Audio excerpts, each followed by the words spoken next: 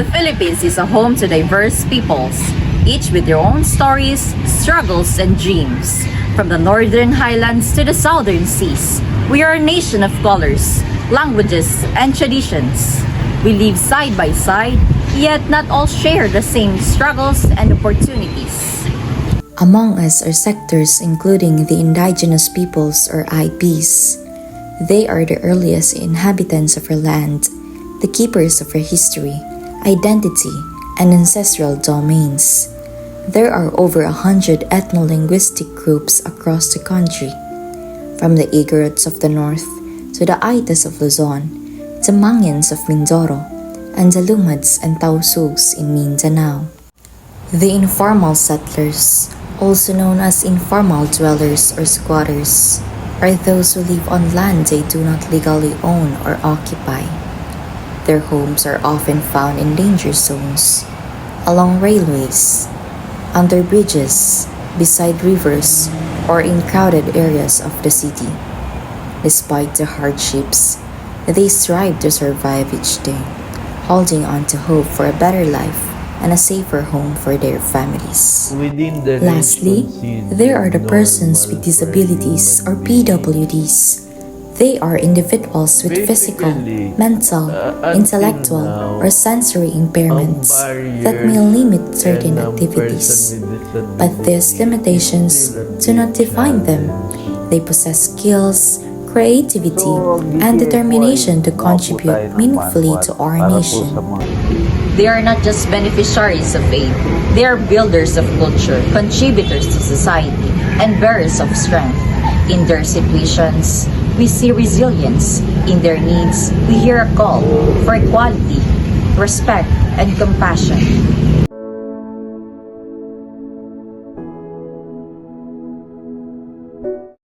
In the mountains of the Philippines live the indigenous peoples, the first stewards of the land. From the Cordilleras to Mindanao, they carry centuries of stories, languages, and traditions that shaped our nation long before cities were built. But behind their rich heritage lie struggles often overlooked, struggles for land, culture, and dignity.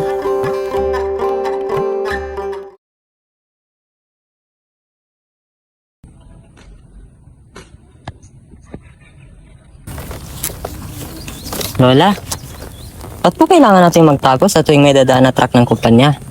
Kasi anak, yung lupang ipinamana sa atin, gusto nilang kunin. Diyan tayo ipinanganak at diyan inilibing yung mga ninuno natin. Para sa kanila, lupa lang yan. Pero para sa atin, buhay yan.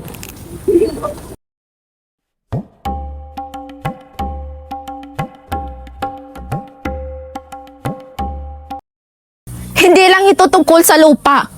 Ito ay tungkol sa karapatan nating mabuhay ayon sa tradisyon natin. Paulit-ulit nila tayong pinangakuan, pero hanggang ngayon, wala pa ring hustisya. Tama ka anak, noon tahimik at masagana ang mundo. Ngayon unti-unti nang nawawala, pati tubig sa ilog, hindi na siya gaya dati.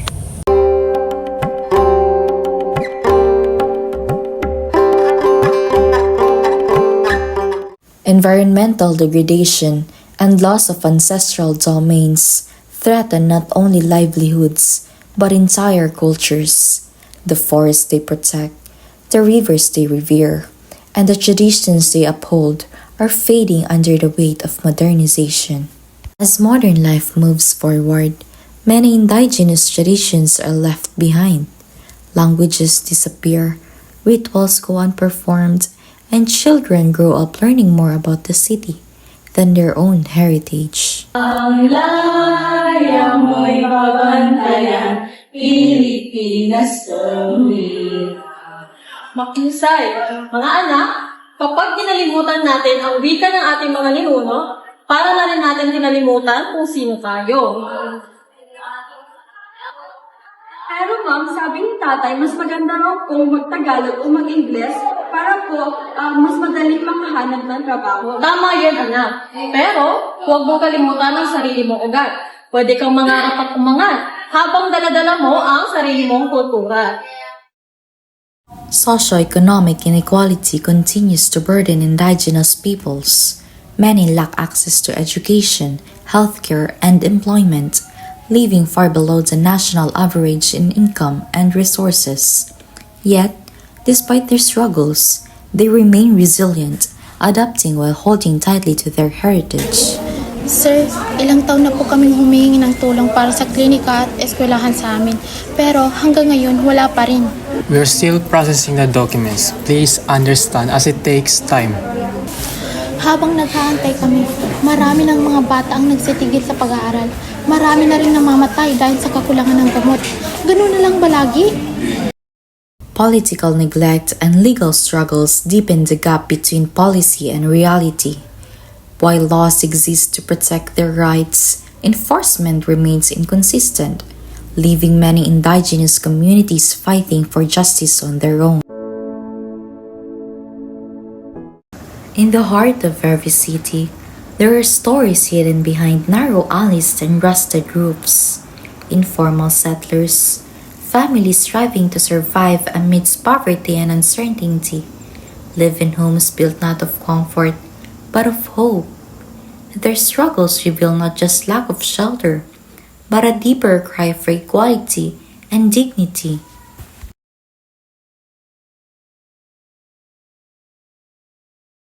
Rogelio, baka bumagsak na naman itong bubong pag umulan mamaya. Kahit anong ayos natin, laging butas. Oo nga, Lina, wala pa tayong magawa. Ang mahal pa ng upa sa apartment. Kahit ganito lang ang bahay natin, pwede na ito.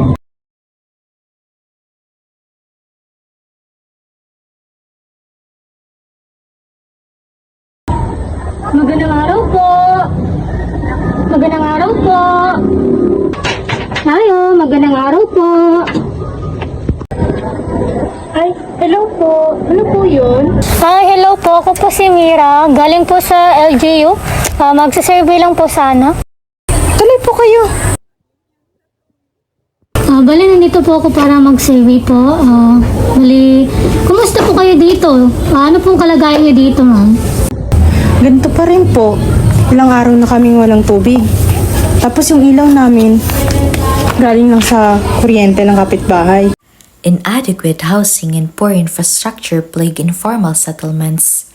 Many homes are built from makeshift materials and lack basic amenities such as clean water, sanitation, and electricity. This harsh reality creates health risks and poor living conditions. Ay nako anak, kaya nga minsan sakit dito, sakit doon. Yung apo ko nga nagkasakit din kagabi. Tapos wala pa kaming malinis na palikuran, kaya yung paligid minsan amoy kanal na. Naku, Ale. Dapat pala may programa patungkol sa kalinisan. Di bali na lang. Ipagsasabi ko na lang ito sa barangay meeting by next week po. Kahit na anong program kung wala namang pondo, walang mangyayari.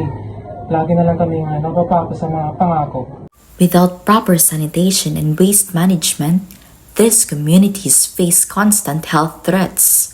Access to clean water, electricities, and healthcare remains a distant dream for many. Patungkol po sa mga demolition po, may mga nagre-reklamo na po ba? Kayo po, may mga napapansin na rin po ba kayo? Meron na nga po eh.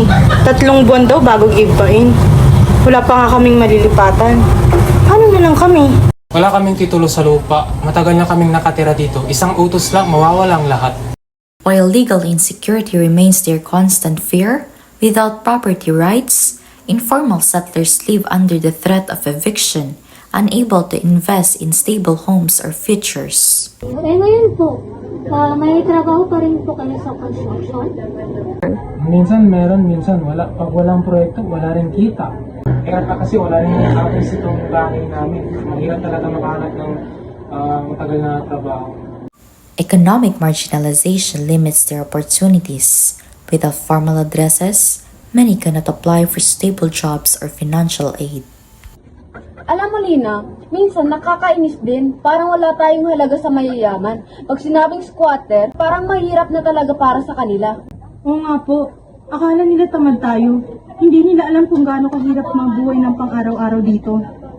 Beyond poverty lies social exclusion and stigma.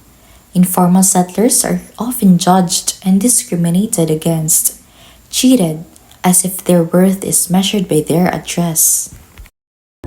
O siya, mga Nina, mauna na ako at tungkol din sa mga problema nyo, ipapaalam ko na lang ito sa munisipyo at baka na uulan na rin.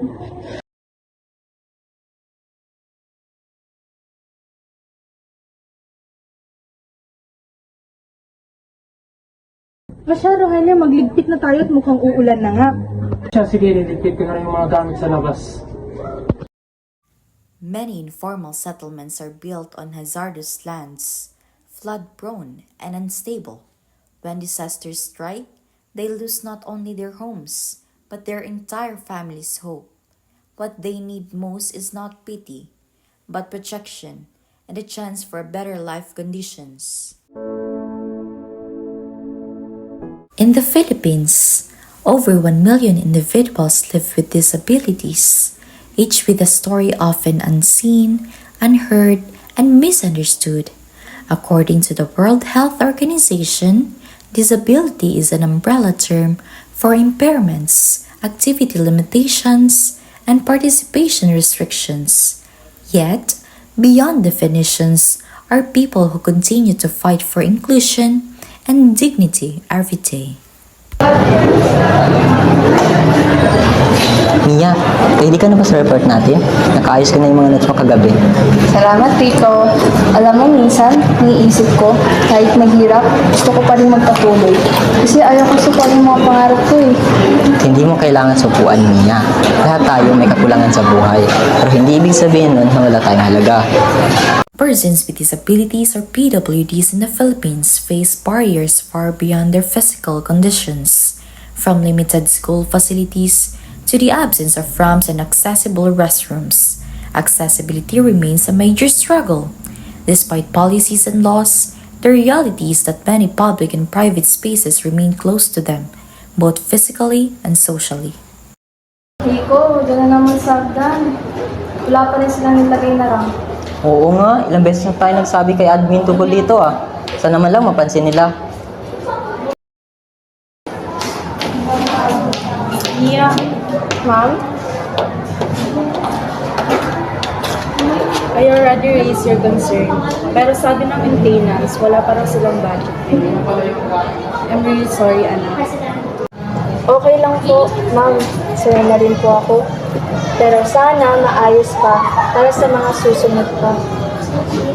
Beyond infrastructure, PWDs also face challenges in education and employment. Many students encounter inadequate support, from a lack of trained teacher to inaccessible facilities, and in workplace, discrimination remains a barrier that limits opportunities.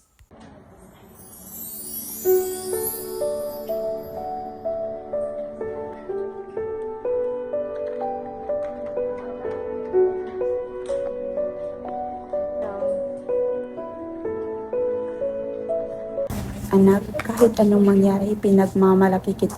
Hindi mo hinahayaang hadlangan ka ng sitwasyon mo. Nanay, minsan iisip ko kung sana lahat ng lugar ay may daan para sa tulad ko. Hindi sana mahirap ang buhay. Pero hindi lang naman ako, diba? Marami kami. Oo naman anak, basta tuloy lang tayo ha. Ipagpatuloy mo yung laban mo kasi habang nakikita ka ng iba, natututo rin silang makiramay.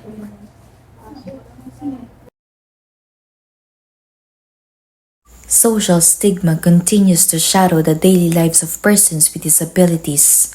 Misconceptions and negative attitudes create invisible walls that separate them from the rest of the society. Yet, change begins with awareness through education, inclusion, and compassion.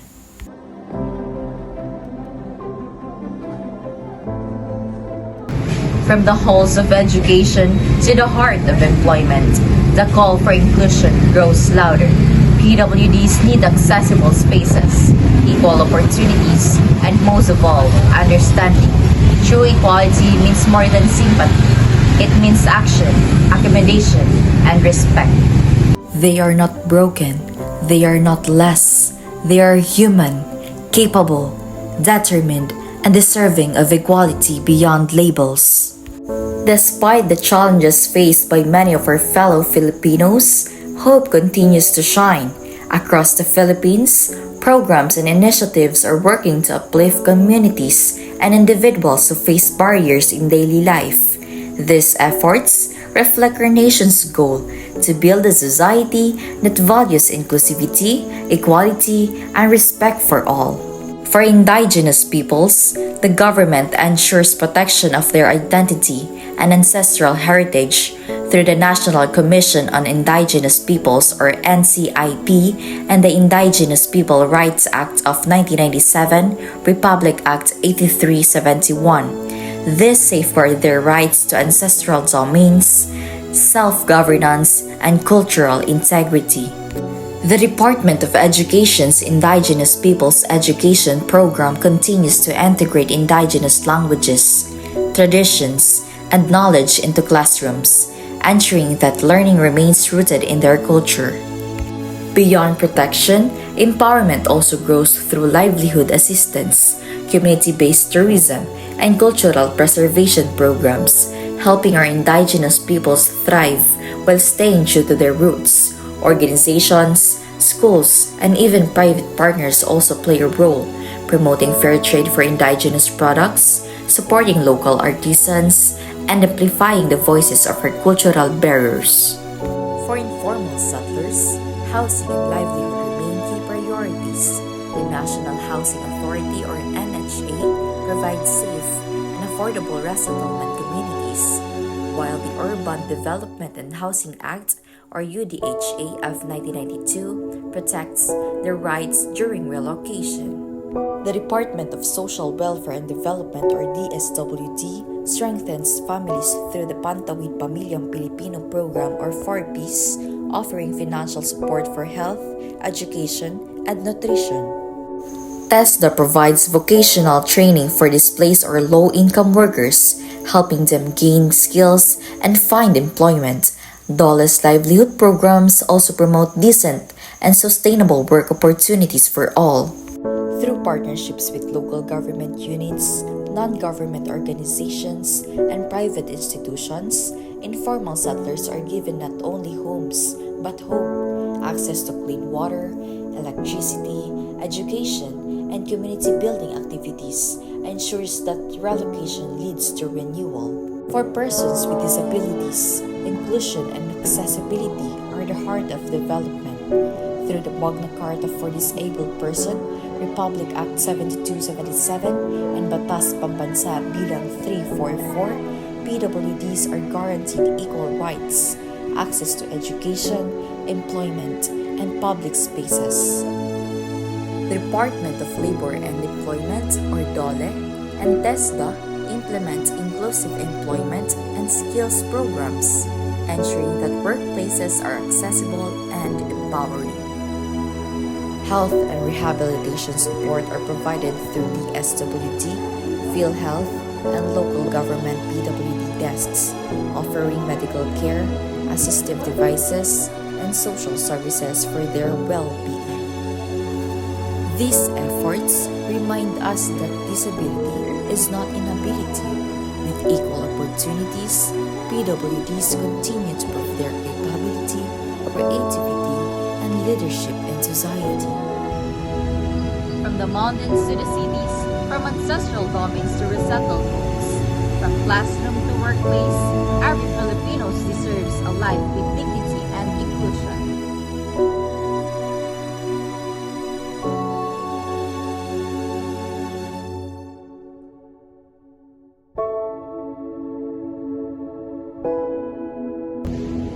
Let us stand together, youth, women, men, peoples from all walks of life, to promote respect, understanding across all sectors, because a truly progressive Philippines leaves no one behind. Respect, empower, include,